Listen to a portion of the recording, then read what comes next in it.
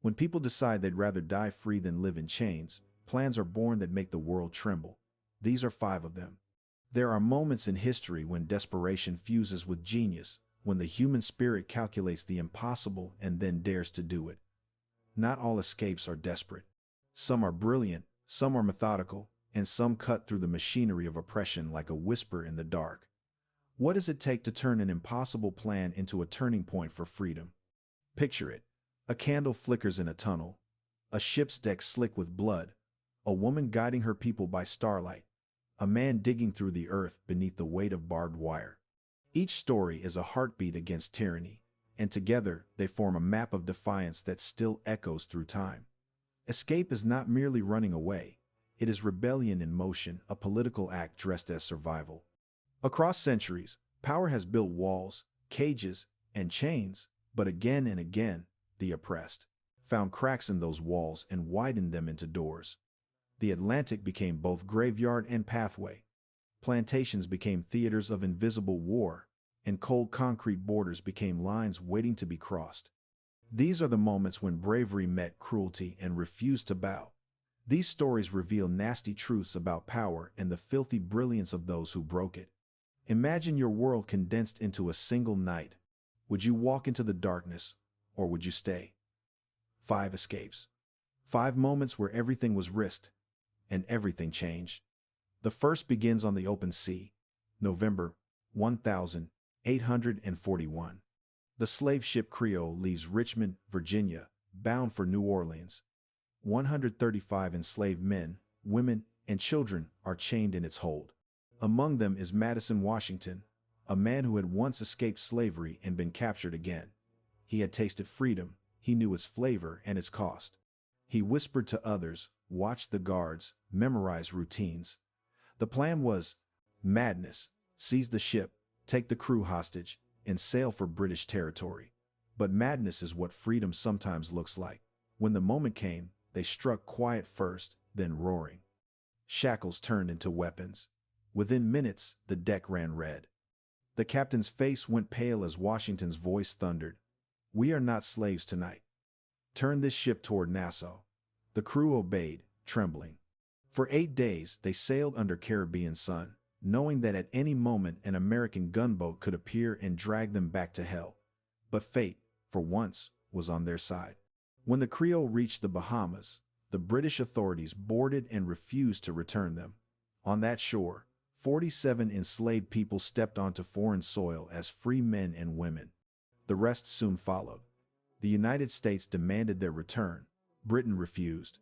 For the first time, international law sided with rebellion.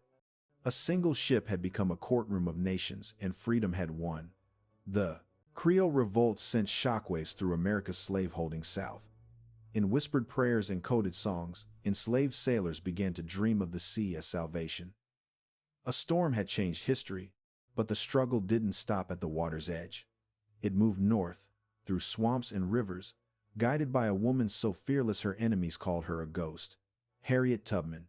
She was 5 feet tall, scarred from a brutal blow to the head, and she could outthink an army. She had fled Maryland slavery once, but she kept returning 13 times to lead others out. To her, escape wasn't flight, it was warfare. She mapped the South in her mind: safe houses, sympathetic families, secret codes carved into trees or whispered through songs. The North Star was her compass, the night her cloak. She carried a pistol, not to fight slave catchers, but to keep terrified runaways from turning back. "You'll be free," she told them, "or you'll die right here." Under her command, the sea Underground Railroad was less a metaphor and more a military network. Guides, passwords, false trails, decoys. She used owl calls as signals, babies sedated to stay silent, disguises fashioned from scraps. Each journey was a week of hunger, frost, and fear, with patrols combing the woods. Yet she kept going. Because in her mind, God spoke not in sermons but in directions north, always north. By dawn, they would cross rivers black as oil, crawl through reeds, pray the dogs lost the scent, and when at last they touched the free soil of Pennsylvania or Canada, she would whisper, "We made it," then vanish back into the night to do it again. Dozens escaped because of her. Hundreds inspired others to try. Slave owners called her a thief, a witch, a nightmare. But for her people, she was Moses leading them through America's own Red Sea. Still, freedom's price was high. Tubman's raids drained plantations of labor, angering the South and emboldening abolitionists. Newspapers printed her legend, though few knew her face. She was everywhere and nowhere, proof that resistance could live in a woman's body. And every success of hers made the slave system weaker, more paranoid, more brutal. But she did not stop. She once said, "I freed 1,000 slaves. I could have freed 1,000 more if only they knew they were slaves." Those words cut through history like lightning, filthy, painful, true. Centuries later, another kind of prison rose in Europe, clean, orderly, deadly. Barbed wire replaced chains. Uniforms replaced whips. It was 1944, in the frozen heart of Nazi Germany, at a prisoner of war camp called Stalag Luft III.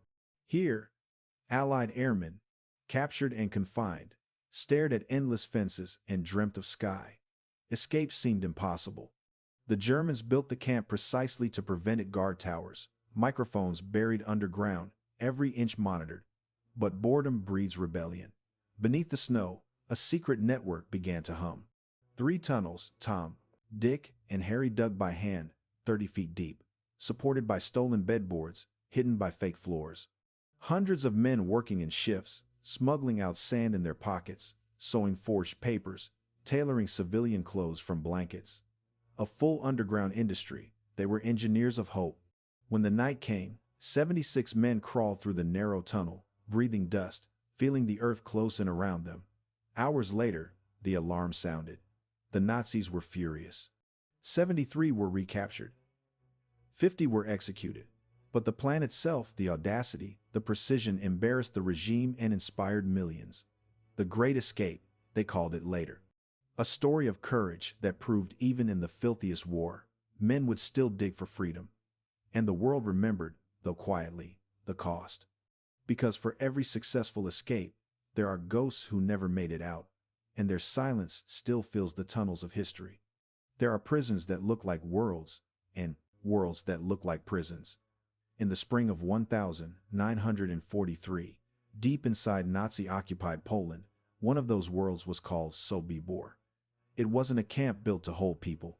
It was built to erase them. A death factory disguised as order. Trains arrived daily, carrying thousands who never walked out. Guards laughed, dogs barked, smoke rose, and history tried to look away. But inside those fences, amid the stench of ash and fear, something unthinkable was being planned, an escape, not of 1 or 2, but of hundreds. The people who plotted it had seen the impossible every day, and they were done watching. Among them was Alexander Petrovsky, a Soviet prisoner, a soldier stripped of rank and humanity, yet still alive. He looked around and saw what others didn't dare imagine: structure, routine, vulnerabilities. "If we must die," he told the others, "let's die as free men." The plan formed in whispers: kill the SS officers one by one, seize their weapons, and lead everyone out, through the front gate. It was madness, but in a place where death was certain, madness was the only sanity left. On the 14th of October 1943, the first axe fell. A Nazi officer walked into a workshop, lured by the promise of fine boots. He never walked out. One by one, others followed: silent strikes, muffled screams, bodies dragged behind walls. Then came the gunfire, the chaos, the scream of alarms. Hundreds ran, climbing barbed wire, dodging bullets, throwing themselves into the forest. Some were shot in the back, some swallowed by the swamps, but others, about 50 of them, made it out, made it to history. Within days, the Germans burned Sobibor to the ground, erased it from their maps, but they couldn't erase what it meant. The revolt had cracked the illusion of total control. It proved that even at the edge of extinction, the human will to resist still burned. Survivors later told their stories, trembling voices that broke the silence of genocide. They said freedom wasn't the absence of fear, it was the decision to move anyway. In Sobibor, escape wasn't running away. It was revenge against erasure. 2 decades later, in a divided city split by concrete, another kind of rebellion began. Berlin, 1000, 964. The wall has stood for 3 years, gray, ugly, patrolled by guards with rifles. Families separated by ideology and steel. To cross meant death. Yet under the cracked basement of a West Berlin bakery, a handful of students decided to dig. They called it Tunnel 57. No weapons, no armies, just shovels, buckets, and hope. For 5 months, they worked by night, hauling soil out in sacks, flushing it into toilets, blending it into construction rubble. They built air shafts from old pipes, wired lights from stolen cable, measured every inch by compass and prayer. Above them, East German soldiers patrolled, unaware that freedom was crawling beneath their boots. Then, on the night of October 3rd, it happened. One by one, 57 men, women, and children slid through the tunnel from east to west. Mothers carrying infants, lovers clutching hands, fathers whispering, "Just a little further." The last emerged just as the tunnel was discovered. Within hours, the Stasi flooded the site, furious but too late. Tunnel 57 humiliated a regime that claimed escape was impossible. For the world, it was proof that no wall, however tall, could hold the human spirit forever. Behind every meter of soil was the same message whispered across centuries: if freedom can't be found, it will be built. And when they counted the survivors, they realized 57 people had crossed, but the idea had already multiplied beyond counting. Every escape tells two stories, one of courage and one of control. Governments remember the danger, the people remember the dream. In America, the Creole mutineers were branded criminals. In the South, Harriet Tubman's name was spoken like a curse. In Germany, the Sobibor survivors were ignored for decades, their defiance too uncomfortable to fit into neat post-war myths. Even the Berlin diggers were spied on, questioned, doubted. Power doesn't like to be reminded that its cages can break. Yet, the memory of these escapes kept leaking through in music, in film, in whispers between generations. Artists turned them into parables. Poets called them storms. Teachers told their students that bravery could look like shoveling dirt or steering a stolen ship. These weren't accidents of history. They were deliberate acts of imagination. Because before any escape happens in the world, it happens in the mind.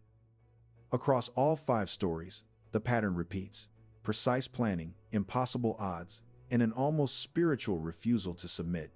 Each success relied on networks, hidden friends, sympathetic strangers, maps, codes, faith. Some plans failed, many died, but every attempt weakened the myth of invincibility surrounding their oppressors. A single act of defiance can fracture an empire. The people in these stories didn't just flee, they exposed the systems that hunted them. Slavery, fascism, genocide, dictatorship, each claimed to be eternal. And each was broken, at least in part, by those who ran. But freedom always demands a price. The Creole sailors faced exile. Harriet Tubman lived in poverty. The Great Escape's heroes were executed. Sobibor's survivors lived with nightmares. The Berlin diggers lost friends to bullets and betrayal. Bravery leaves scars, not medals. Yet those scars are the map of human progress lines drawn by people who refuse to stay still. What is an escape, really? A desperate sprint? A rebellion? A prophecy? Maybe all 3. To run is to imagine a world that doesn't exist yet, and then move toward it. That's why every great escape becomes a mirror. It shows us what power fears most: the moment when obedience ends. If you could rewrite one small injustice today, would you wait, or would you run? Maybe that's the real legacy of these stories, not tunnels or ships or stars, but the reminder that freedom isn't given, it's stolen. Each of these 5 plans began with a whisper in the dark: not anymore. And when you listen closely, across oceans, deserts, and walls, you can still hear it: the sound of footsteps, digging, rowing, running, carrying the same message: we will not stay. Because history doesn't just remember who ruled, it remembers who escaped.